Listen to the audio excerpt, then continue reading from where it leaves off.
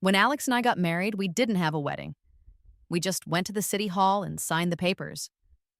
But now, with his supposed first love coming back, he's planning a huge, fancy wedding, the kind you see in movies. That night, something shifted inside me.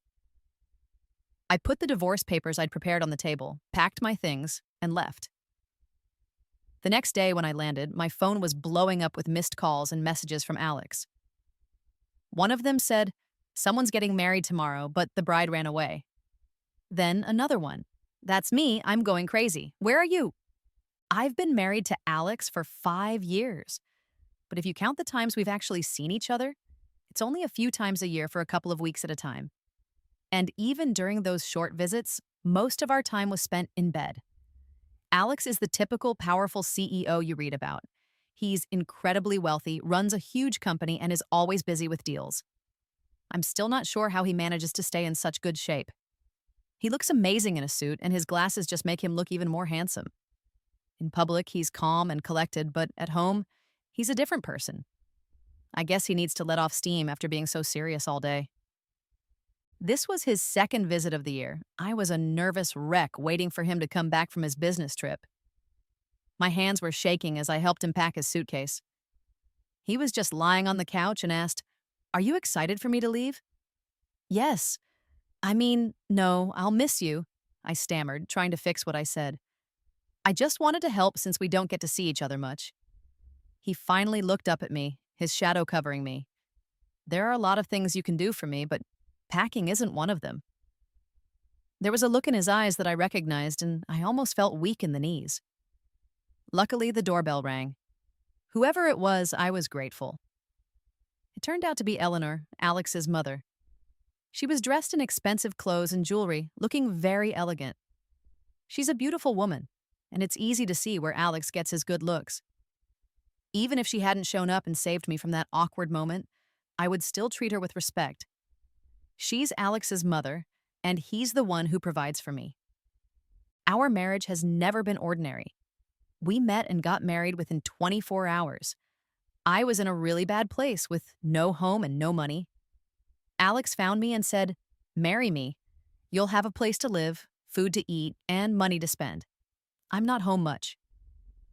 It was an offer I couldn't refuse. We got married that afternoon, and I moved into a beautiful house.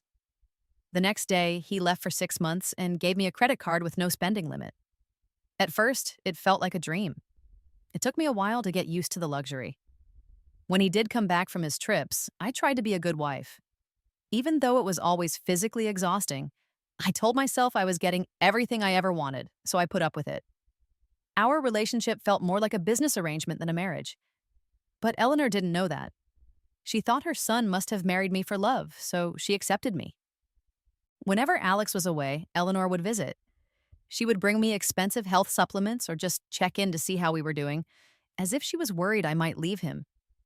She always seemed happy when she saw us being affectionate. Once, during a visit, she said, "Is this a bad time? I can come back later." I ran over and hugged her, almost crying. "Mom, we missed you." She smiled and patted my arm. "The driver's waiting. Call me if you need anything." Alex gave me a look, nodded at his mother, and left. I let out a breath.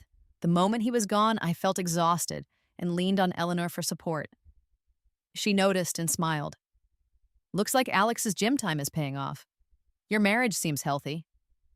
I blushed, not knowing what to say. It was so awkward. She helped me sit down and touched my stomach. Her smile got bigger.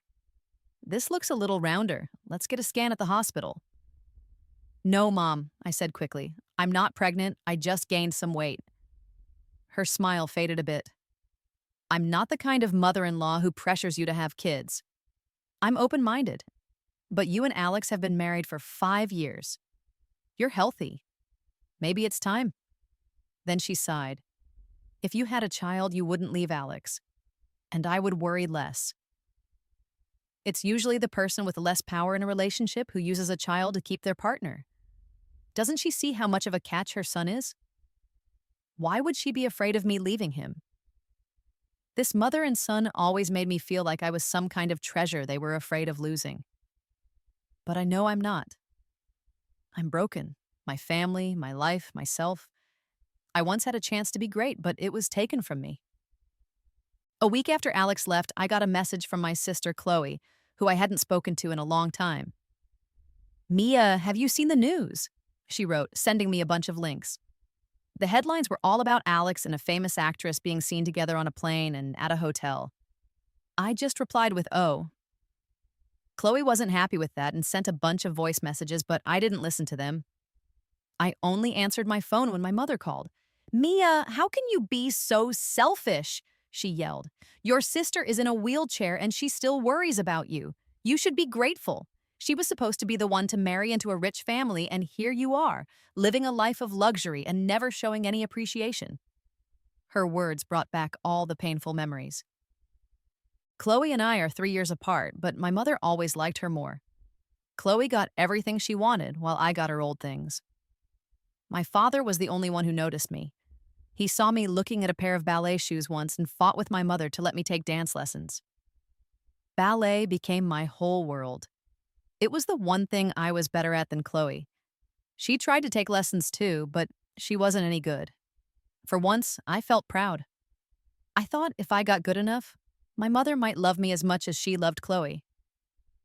But everything changed when I was 12. On the day of a big competition, it was raining hard.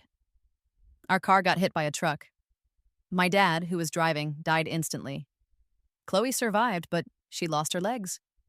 And I lost the only person who ever really loved me. My mother's favoritism turned to hate. She blamed me for the accident, saying that Chloe had asked our dad to take a different route to buy a new dress, which is why they crashed. My mom wouldn't listen. She came to the competition that day, pulled me off the stage, and screamed at me in front of everyone. What right do you have to dance? Your father died because of you. Your sister lost her legs because of you. For the first time, I stood up to her. I turned away and finished my performance, because my dad had promised he would be there to see me. But when I looked out at the audience, his seat was empty. Chloe couldn't dance anymore, and my mother made sure I couldn't either. She stopped my lessons, telling my teacher, Mia doesn't deserve to dance. Stay away from her. My teenage years were dark. It wasn't until I went to college that I started to feel like myself again. I practiced ballet in secret, hoping my dad could somehow still see me. I worked hard for 4 years and finally got back on stage after graduation. But my mother and Chloe showed up. They watched me fall during my performance, and I could hear them laughing. I ran off the stage crying and collapsed in the street. That was the day I met Alex. And that's how I became his wife, untouchable by the people who had hurt me. But it only made Chloe hate me more. Seeing Alex in a scandal now must feel like a victory for her. The truth is, I was calm.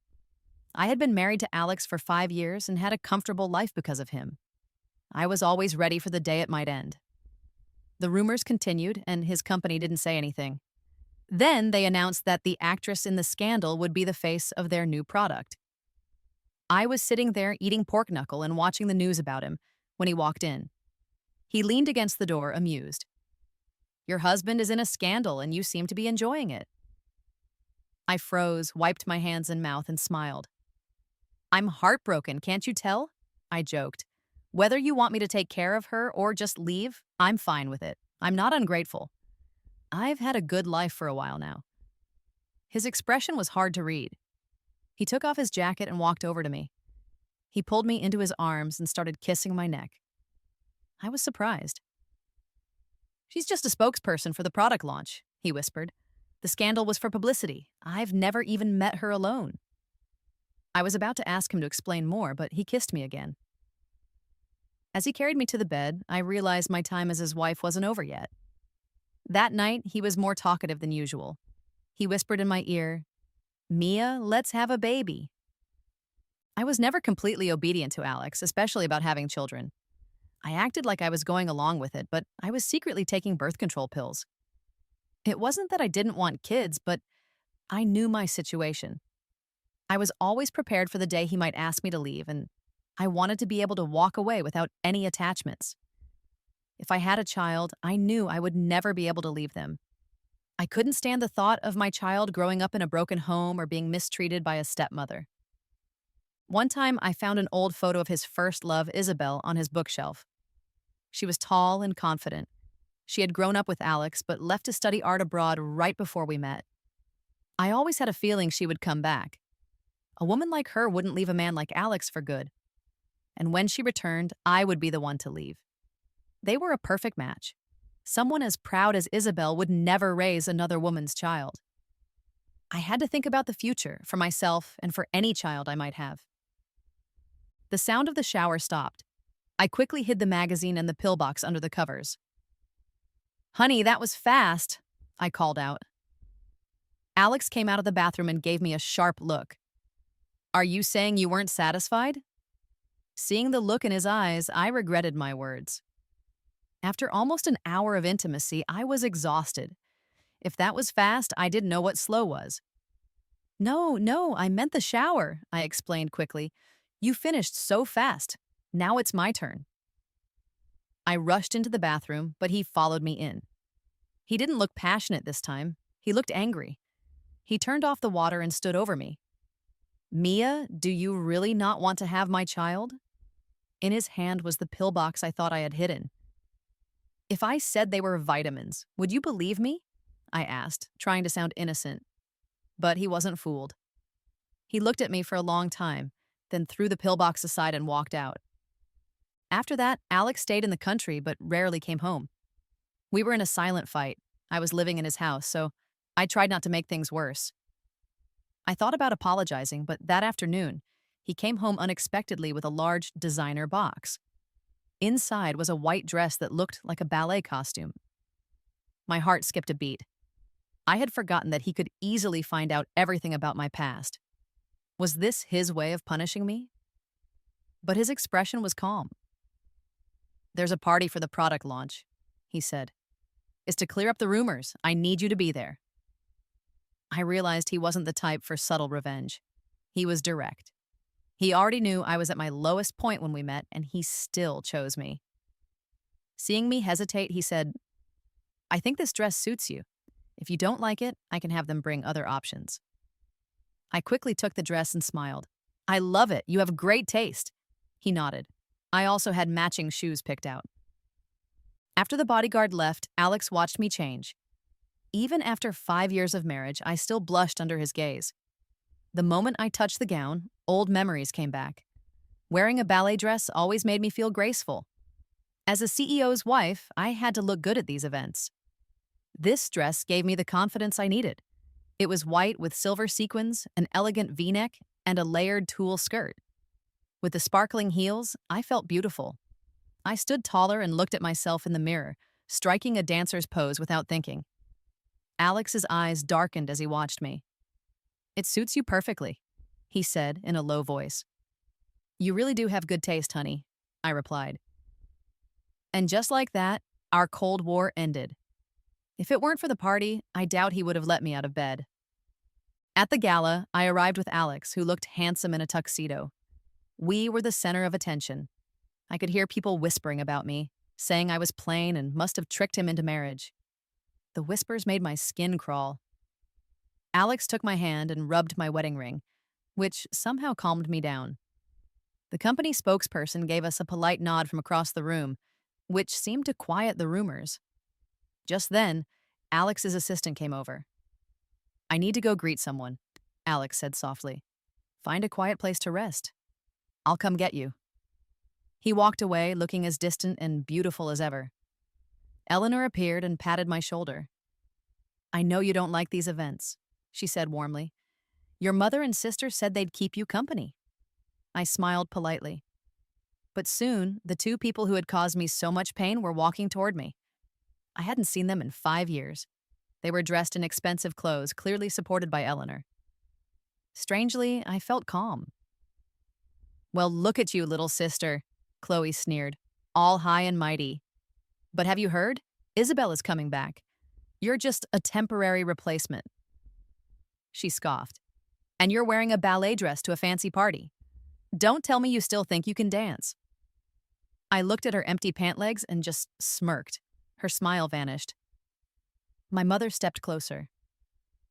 "Mia, you're a disgrace. You're ungrateful." If I were still a teenager, her words would have hurt. But now, I didn't care. I leaned toward Chloe and said, "You got all of Mom's love. I always wanted that. But can love make your legs grow back?"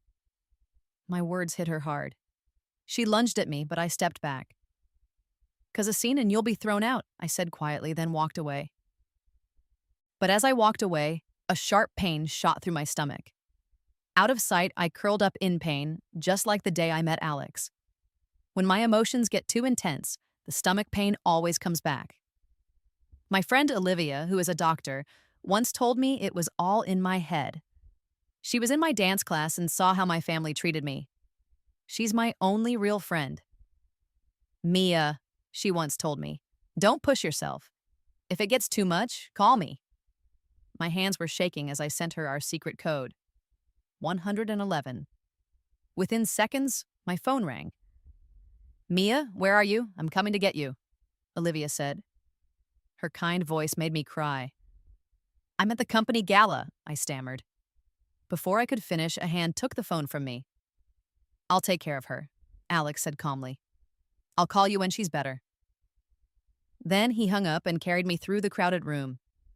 He often carried me at home, but this was the first time in public. Everyone stared. The heat in my cheeks dulled the pain in my stomach. For a moment, I felt like the star of a love story. It was clear to everyone that the CEO spoiled me. I saw my sister's jealous glare as she watched us. I must have done something right to deserve this. My mother looked angry but said nothing. As we passed, Chloe said with fake concern, "Sister, are you not feeling well? Did the fancy food upset your stomach?" "This ungrateful girl has no manners," my mom added loudly. I almost laughed. At the same time, I felt sad for my younger self. How did I let them control me? "Security," Alex said, his voice sharp. "Throw them out, and from today their monthly allowance is canceled. If they bother my wife again, they'll be living on the streets." Seeing their shocked faces was a victory. By the time the doctor arrived, my stomach pain was gone. "It comes and goes," I said awkwardly. "Sorry for the trouble." The doctor smiled. "It's fine. You just seem overworked. Get more rest." Overworked? I glanced at Alex, who calmly told the doctor to give the cook some recipes for healing meals. After the doctor left, he told the driver to take us home. "I'm fine now," I said. "The gala just started. It would look bad if you left." "Who can tell the CEO what to do?" he replied. He had a point. Now that I was feeling better, I asked him, "Have you been sending money to my mom and sister all this time? Did you get them the house they live in?" He nodded. "I wanted to keep them from bothering you." For a moment, I was speechless. For 5 years, I thought they stayed away because they were scared of his family. The truth was, he had been protecting me all along, without me even knowing. I felt a wave of emotion and hugged him. I even thought about having the baby he wanted. That was the only thing we ever fought about. But I quickly dismissed the thought. I couldn't repay him by risking a child's future. Instead, I decided to support him in every way I could. "Alex," I whispered, "I wish you happiness, always." He stiffened for a moment, then pulled me closer and whispered back, "Mia." Without their allowance, my sister started bothering me again. "Mia, you better send us that money or you'll regret it," she texted. "You can't just let us starve." It was almost funny. I didn't block them because I wanted to see what they were up to. When her threats didn't work, she started sending me news about Isabel. "The return of the year," one headline read. "Will they get back together?" I clicked on a few links. Seeing pictures of them together made me feel uneasy. Even with Alex by my side, I felt like I wasn't good enough for him. I never thought I could keep him forever. There were 10 days until Isabel was supposed to return. I figured that was my deadline to leave. But ever since my stomach issue, Alex had been working from home and watching me closely. I couldn't even pack my things in private. He made sure I went to bed early, drank my herbal soup, and even took me to the gym. "Do you want to exercise at the gym or in the bedroom, Solo?" he would tease. He even knew about my ballet past. "Ballet is tiring too," he said once. "How are you so weak?" If you're going to dig into my past, at least get it right. I replied, rolling my eyes. I haven't danced since we got married. I didn't investigate, he said. I just knew the girl who once stood on stage and I couldn't look away. Later, I saw a folder on his computer desktop with a heart on it. Inside were videos of all my ballet performances. I realized our first meeting wasn't a coincidence. The dance studio my dad took me to was next to his math class. He had known me all along. Marrying me was a choice. I started to think that maybe he had feelings for me. The thought was even crazier than when he first asked me to marry him. That night, I couldn't sleep. I think I had fallen for him too, but I was too scared to admit it. Love alone isn't enough. He probably liked the graceful dancer I once was, not the broken person I had become. I fell asleep listening to him on the phone, making plans for flowers and decorations. When I woke up, Alex was gone. I'd gotten used to exercising in the mornings. Standing in front of the mirror in the gym, I felt the urge to dance. I warmed up and tried a few moves, but when I attempted a leap, I fell hard. That fall told me everything. I would never be that girl again. A sharp pain shot through my lower abdomen and I started bleeding. I was too weak to call for help. I reached for my phone to call Alex, but a message from my sister popped up. The company booked a huge mansion for a wedding. Think it has anything to do with you? Good luck, little sister. Soon you'll be on the streets. Her words confirmed my fears. Only Alex could plan such a wedding. After 5 years, all I had was a marriage certificate. His first love, Isabel, was coming back. The wedding of the century was for her. I told myself not to be greedy. He was a never mine to keep. He was busy with his future and I couldn't get in the way. Instead of calling him, I sent Olivia our code, 111 and my location. The pain was physical, not from a broken heart. Olivia took me to the hospital. She came back with the test results looking conflicted. You look terrible, I tried to joke. Don't tell me I have cancer. Don't say that, she said quickly. You've heard about the wedding, right? Yes, and I know Isabel's coming back. My time as a rich man's wife is over. She looked at me sadly. We both knew the bride wasn't me. This baby couldn't have come at a worse time, Olivia said. Can you still leave soon? She handed me the report. It said, threatened miscarriage and bed rest required. I touched my stomach. My first reaction was happiness. After all the pills I had taken, this baby was still here. It felt like a gift. Even if I was losing Alex, I would still have a part of him. Olivia helped me keep this a secret, I whispered. What's your plan? She asked, worried. I'm leaving, I said. I'll take the baby. They can have the man, I'll keep the child. That same day, I booked a flight for that night and started selling the assets Alex and Eleanor had given me. I wasn't being greedy, but babies are expensive. I took a taxi home, left the signed divorce papers on the nightstand, and went to the airport. Olivia wanted to see me off, but I told her not to. Goodbyes should be quiet. Just before I turned off my phone, the company's official page posted photos of a huge estate filled with roses and a grand chapel. A wave of bitterness washed over me. No more, I whispered to myself and turned off the phone. A broken swan doesn't deserve a prince. The wedding that everyone was talking about turned into a disaster. Everything was planned, Alex had overseen the decorations, and Isabel had returned. But the announcement shocked everyone. The bride has run away. The wedding is postponed. I was on a long flight and had no idea. By the time I landed, it was noon. I had to go far away to avoid a custody battle. I turned on my phone to book a place to stay. It started vibrating like crazy. Dozens of missed calls and messages, all from Alex. He, who usually sent short texts, had been messaging me all night. Here's a joke. A groom's bride disappears the day before the wedding. I'm losing it. Where are you? Mia, don't even think about running. I'll find you. I covered my mouth and cried. If you had just told me I was the bride, none of this would have happened. Just then, my phone rang. It was him. Mia, Olivia told me everything. he said, his voice tired but relieved. I land in 20 minutes. You better be there waiting for me. Will you wait for me? If the person I love loves me back, there's no reason to hesitate. While waiting for him, I read my other messages. Eleanor had sent me a crying cat emoji. Alex has been waiting for his wife for over 10 years. How could she run away now? Then I saw a friend request from Isabel. My heart dropped. I accepted, and her message came right away. Sister-in-law, I came back for your wedding. You can't disappear.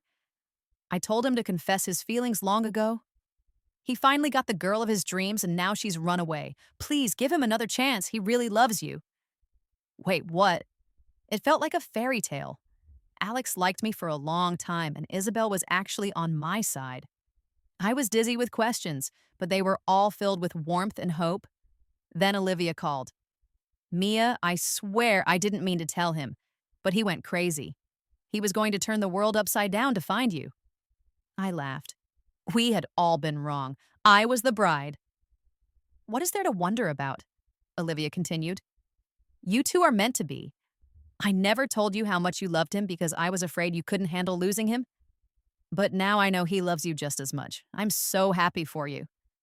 She didn't mention the baby, leaving that for me to tell him. After the call, my heart was full. A love that goes both ways. It felt like my own fairy tale. I ignored the messages from my mother and sister. All I wanted was to see him, to tell him we were having a baby, and to hold him. I bought a big red ribbon at a gift shop and tied it around my waist. I imagined surprising him by showing him my belly and saying, "Here's your gift." I dozed off thinking about it. I woke up to soft kisses on my face. Alex was right there, his eyes red with exhaustion. I'm never letting you leave me again, he whispered. You can't, I murmured. I don't want to fight over custody. I took the ribbon and placed it on my belly. Look, I said softly, this is our love's gift.